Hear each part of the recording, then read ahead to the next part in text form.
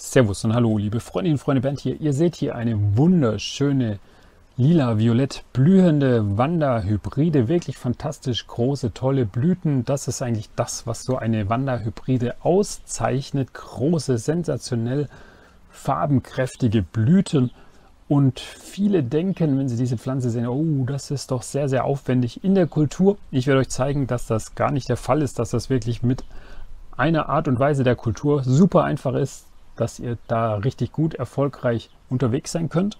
Außerdem seht ihr hier unterschiedliche andere Pflanzen, eine Ascozentrum, dann ist hier nochmal eine Ascozentrum und hier nochmal eine. Dann haben wir hier Neophinetia Orchideen, noch Neophinetia Hybriden und wir haben hier eine Renantara Hybride. Anhand dieser Pflanzen möchte ich euch das Prinzip der Kultur, der simplen und sensationell einfachen Kultur dieser an und für sich als schwierig geltenden Orchideen näher bringen. Deswegen würde ich sagen, legen wir los und beginnen mit der schönen Wanda hier zu meiner rechten Seite.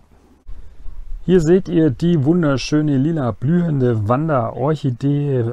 Genau gesagt ist das eine Hybride, richtig schöne Blüte. Und das ist das, was eine Wanda ausmacht. Diese riesengroßen Blüten. Und das ist wirklich ein wahres Fest auf der Fensterbank oder wo auch immer ihr die Pflanze stehen habt. Ihr seht, die ist jetzt aktuell voll am Blühen. Und wenn wir jetzt hier rüber schwenken zum Spross, dann stellen wir fest, auch dieser hier ist richtig gesund, ist gut gewachsen, hat sich schön entwickelt. Und je weiter wir runtergehen, umso näher kommen wir natürlich an die Wurzeln. Und ihr seht, wie viele Wurzeln hier vorhanden sind. Ihr seht auch im Untersetzer des Orchitops, in welches die Wanda gepflanzt ist aktuell voll mit Wasser. Das kommt vom letzten Regenwetter. Da ist die Pflanze sozusagen auf natürliche Art und Weise gegossen worden. Wunderschön blühen wird hier auch bald die Ascozentrum ampullaceum in der Blütenfarbe Pink.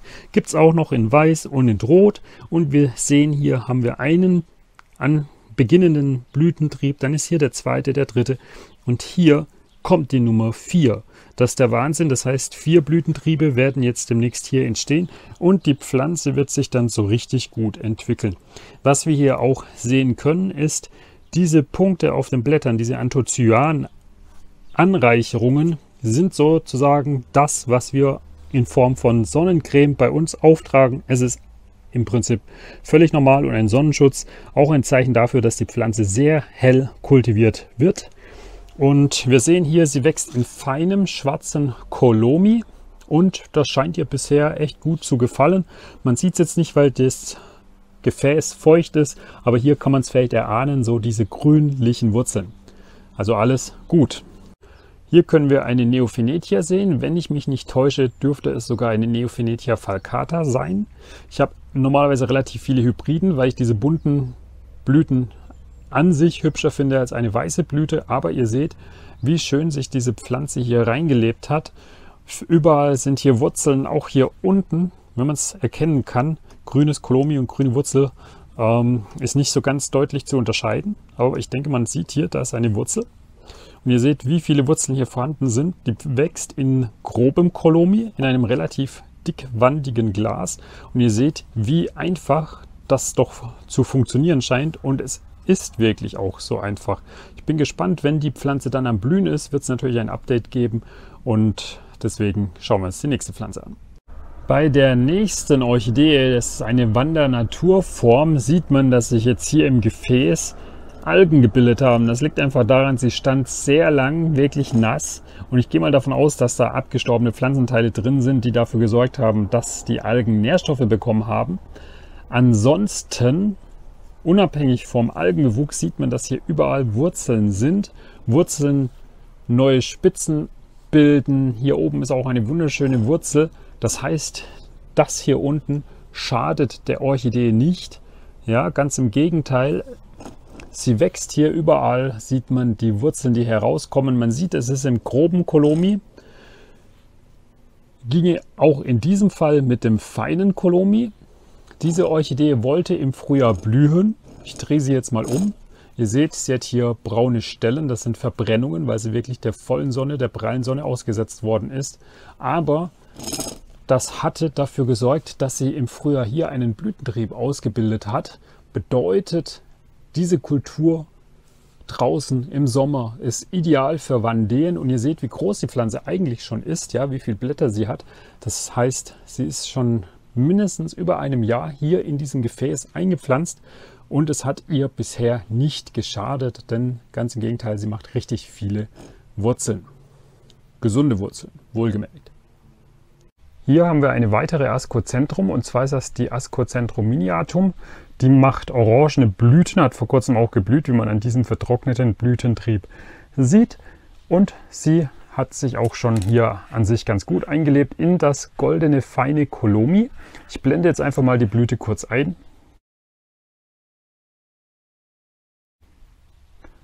Und ihr seht, wie schön diese Ascocentrum blüht. Gehen wir zur nächsten Pflanze.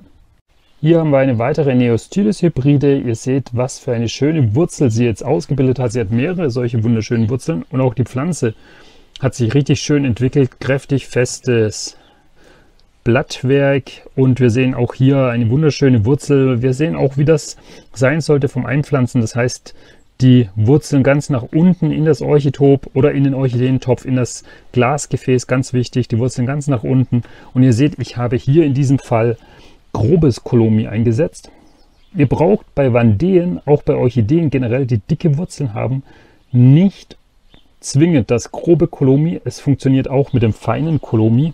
Und ihr seht, wie gut beide Varianten funktionieren. Und deswegen schauen wir jetzt mal die nächste Pflanze an.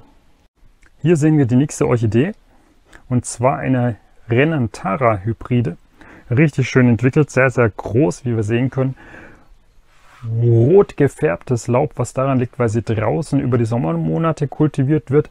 Und ihr seht, wie viele Wurzeln sie hier ausbildet und auch schon ausgebildet hat. Und wer sich jetzt fragt, warum ist das Glas denn so voller Wasser? Das liegt einfach daran, die letzten Tage hat es stark geregnet. Wer das letzte Video gesehen hat, weiß, wie viel es geregnet hat. Und deswegen kommt es auch vor, dass die Pflanze dann einfach mal ein bisschen länger nass steht. Hier in den Blattachseln sieht man ja auch noch stehen, sozusagen auch noch die Pfützen. Ich bin gespannt, ob die Pflanze jetzt im Winter oder zum Frühjahr hin dann auf die Idee kommt zu blühen. Das werden wir sehen und ich bringe dann den entsprechenden Bericht.